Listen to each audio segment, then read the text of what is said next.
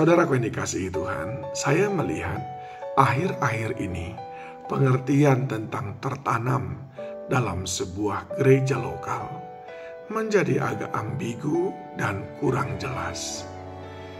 Karena sering sekali kita berpikir kita tertanam apabila kita sudah menjadi anggota gereja dan kita sudah bertahun-tahun bergereja di sana, tidak pindah kemana-mana.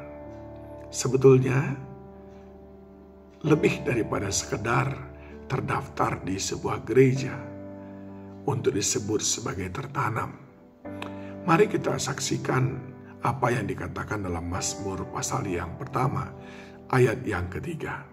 Ia seperti pohon yang ditanam di tepi aliran air, yang menghasilkan buahnya pada musimnya, dan yang tidak layu daunnya, apa saja yang diperbuatnya berhasil.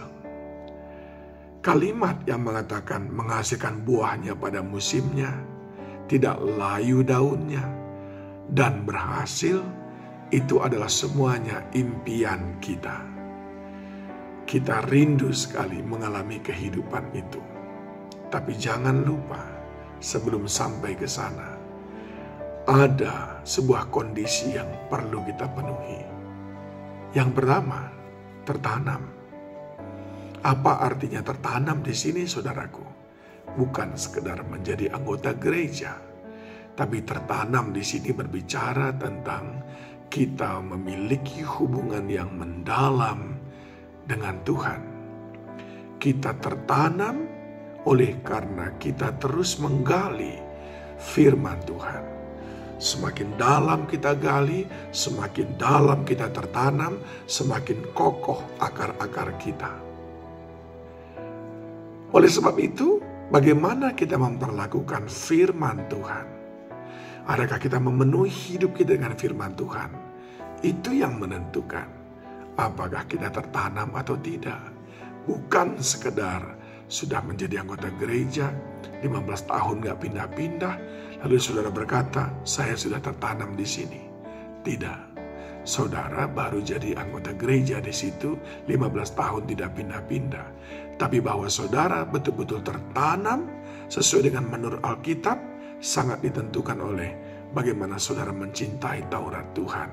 Sebagaimana dikatakan di dalam Mazmur 1 ayat 1 dan 2, di mana kita tidak boleh berjalan, berdiri, dan duduk bersama orang fasik, tapi kita harus mencintai firman Tuhan. Mereka itulah seperti pohon yang ditanam di tepi aliran air. Jadi itu yang pertama, tertanam. Yang kedua, lokasi ataupun tempat kita tertanam, yaitu di tepi aliran air.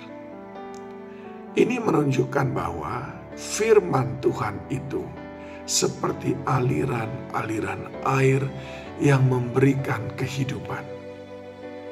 Aliran-aliran air yang membuat kita menjadi subur. Kadang kehidupan melayukan kita. Seperti panas terik yang kering, membuat dedaunan menjadi layu. Kadang tantangan pergumulan melayukan kita, melemahkan kita, melesukan kita.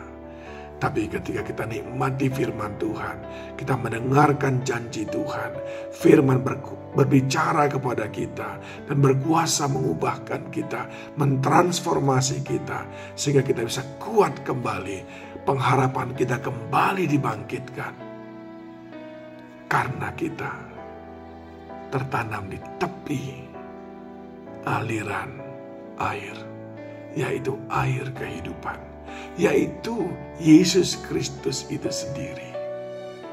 Saudaraku yang dikasihi Tuhan, Tuhan merindukan saudara mengalami, menghasilkan, saudara mengalami daun yang tidak layu, dan saudara mengalami keberhasilan.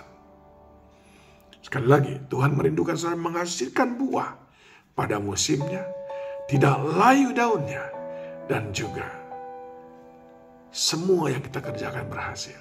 Syaratnya tertanam.